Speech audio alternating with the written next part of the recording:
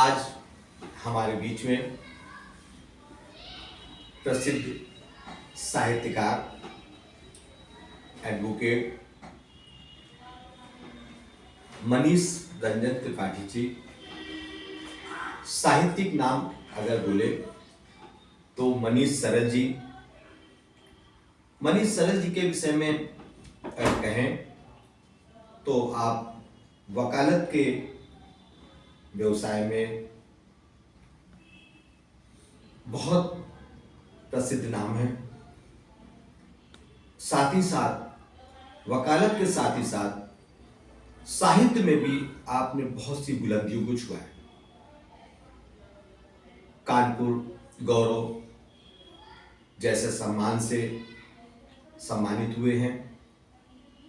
आइए मिलते हैं मनीष सरल जी से। मनीष जी, आपका स्वागत है पारदर्शी विकास समाचार पत्र में। मनीष जी, आपके विषय में बहुत, आपकी कविताओं के विषय में बहुत सुना है और बड़ी रोचक कविताएं आप करते हैं। साहित्य में आपका इतना रुझान, इतना जो आपका जो समर्पण भाव है, इसका प्रमुख कारण क्या है कि आप वकालत के पेशे में रह के भी साहित्य में इतना जबरदस्त, इतना आपका जो रुझान, आपका समर्पण है, इसका क्या है? भैया, हमारा पारिवारिक परिवेश जो है जी साहित्य से जुड़ा रहा है। मैं अपने परिवार की तीसरी पीढ़ी का साहित्यकार जी।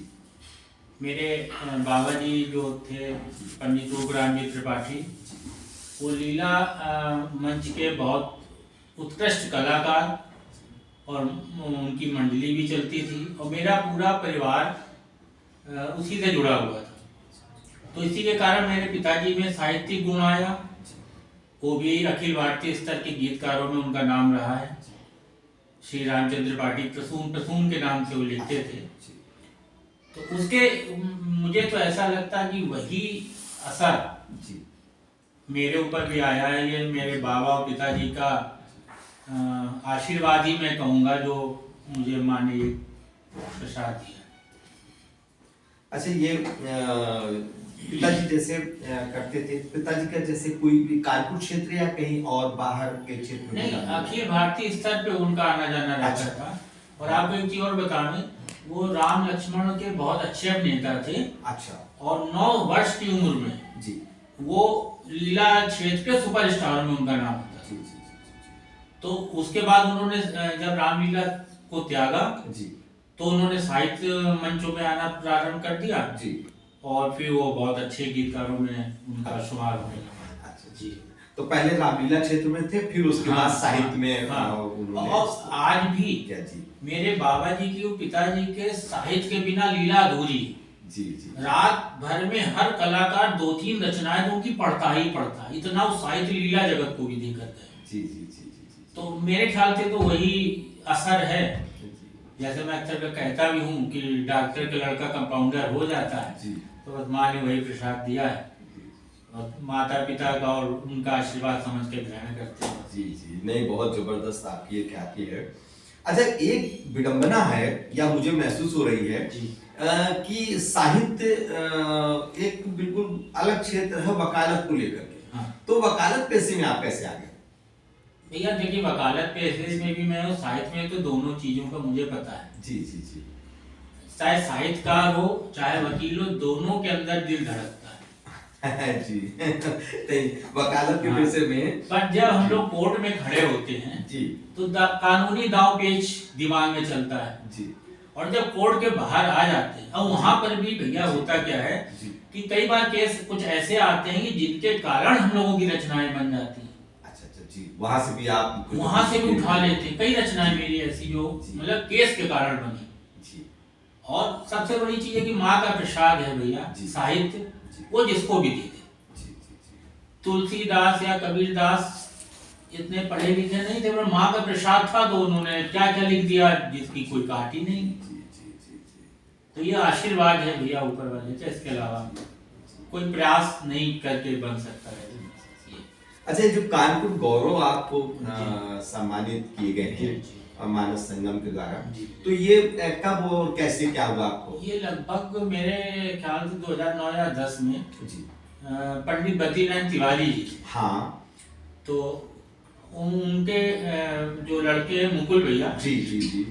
वो हमको अक्सर कहते थे हाँ। कि आप पिताजी के सबसे छोटे मित्रों में हैं। जी। उस समय हमारी आयु भी कम थी काफी, पर बद्रीनाथ तिवारी जी हमको पुत्रवत और मित्रवत दोनों प्रकार से स्वीकार करते थे। जी जी जी। तो उन्होंने कानपुर गौरव स्टार्ट ही किया, तो मेरे ख्याल से पहला सम्मान कानपुर गौरव का मानस संगम मंच में हमको दिया गया था।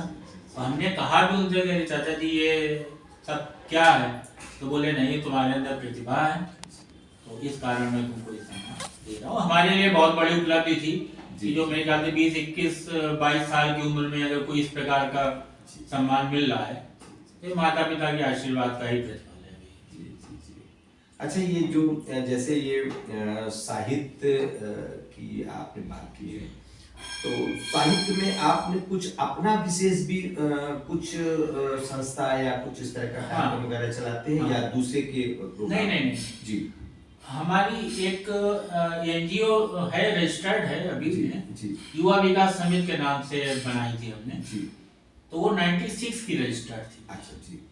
तो उसमें हमने काफी बड़े बड़े कार्यक्रम किए, लाजपत भवन, मर्चेंट चैम्बर, कई कार्यक्रम बाहर भी किए। जी। नीरज जी सरीखे लोगों को भी आमंत्रित किया जी। और भी काफी बड़े बड़े साहित्यकारों को आमंत्रित किया। उस समय हम इतना नहीं लिखते थे जी। पर मेरा ये शौक था कि मुझे पिताजी को सुनना होता था। जी। तो मैं कार्यक्रम करूंगा, पिताजी पढ़ेंगे तो मुझे अच्छा लगता था, इसलिए मैं बड़े बड़े कार्यक्रम उनके लिए करा देता था। जी जी। तो उसी के साथ धीरे धीरे जब कवियों के संपर्क में आया तो वो कहते हैं ना, संगत का असर हो जाता है, तो भी धीरे धीरे लिखने लगे।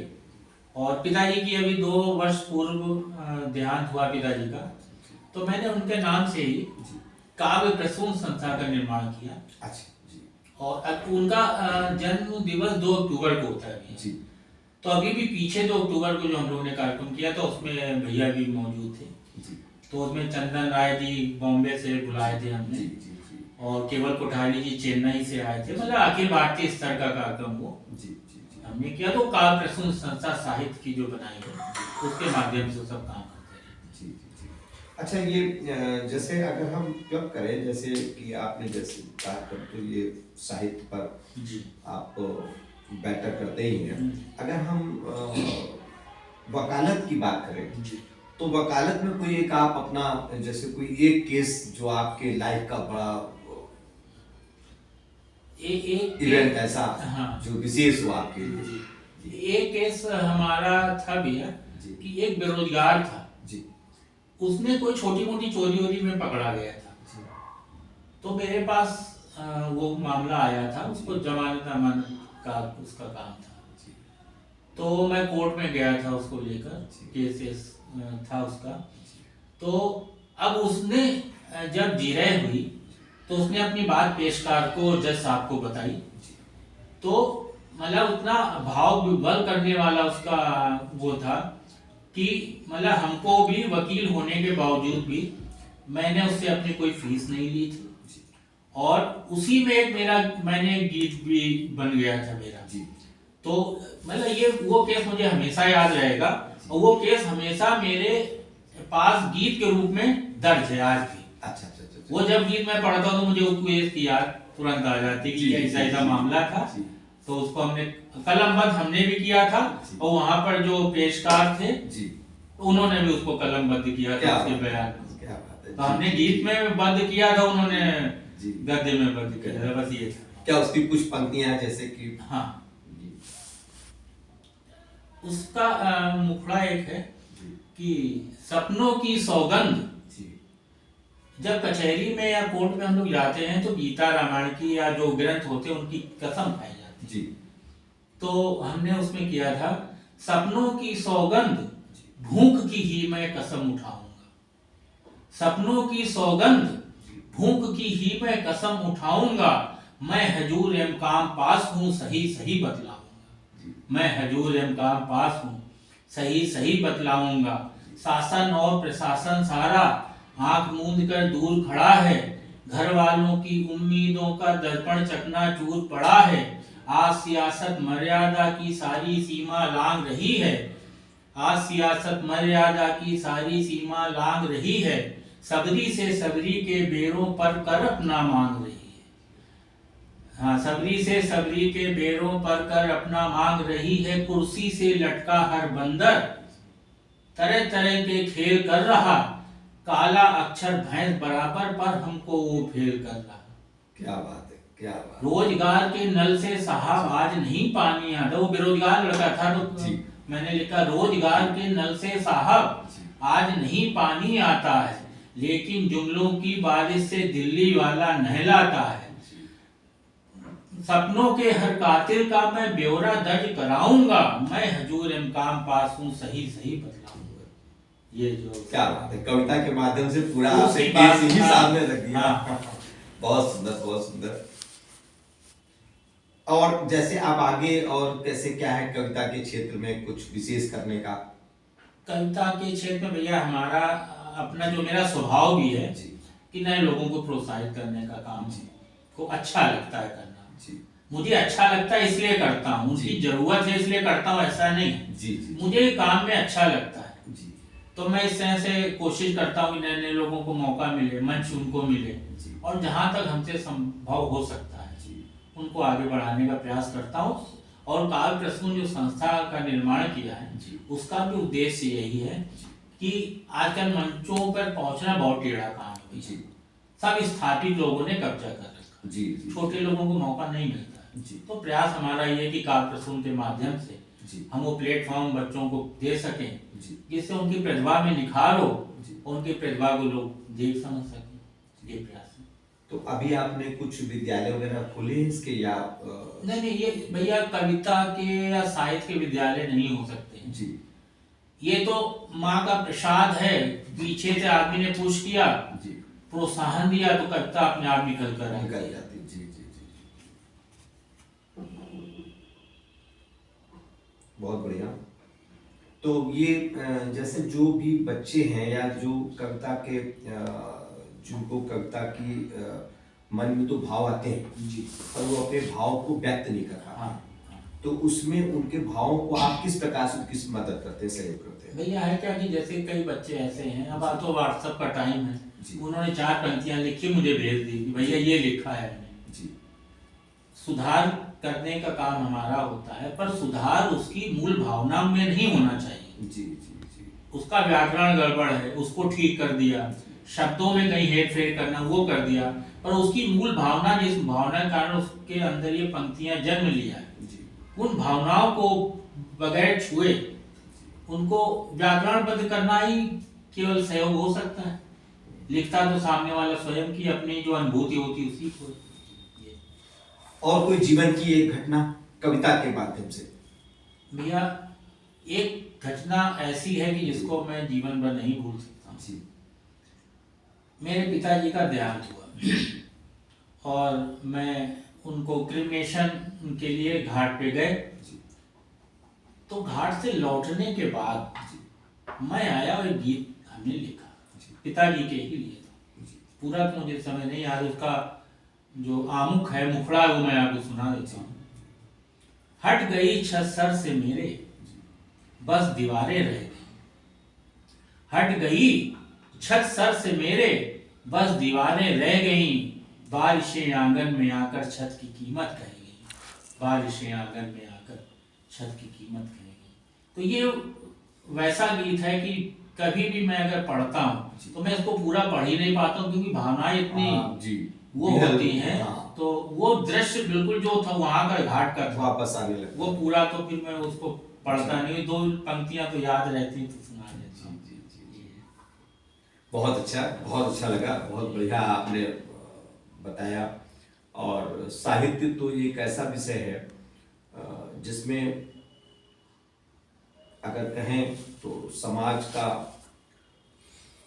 विकास और समाज को चित्रण भी हम साहित्य के माध्यम से ही बहुत अच्छी तरीके से कर सकते हैं। भाई साहित्य का काम ही मार्गदर्शन का होता है। जी समाज को मार्गदर्शन देने का काम साहित्यकार से बड़ा। एक बार आपको एक घटना हो सकता है पता भी होगी जी कि शायद दिनकर जी एक कार्यक्रम में उनको बुलाया गया था, नेहरू जी भी आए तो नेहरू जी चढ़ते समय कुछ लड़खड़ा के गिरे, जी तो उन्होंने दिनकर जी ने नेहरू जी का हाथ पकड़ा और बोले जब जब सियासत लड़खड़ाएगी तब तक साहित्यकार उसको संभालेगा क्या तो साहित्यकार का ये काम यही है। जी जी जी, तो बहुत बढ़िया मनीष जी ने बताया।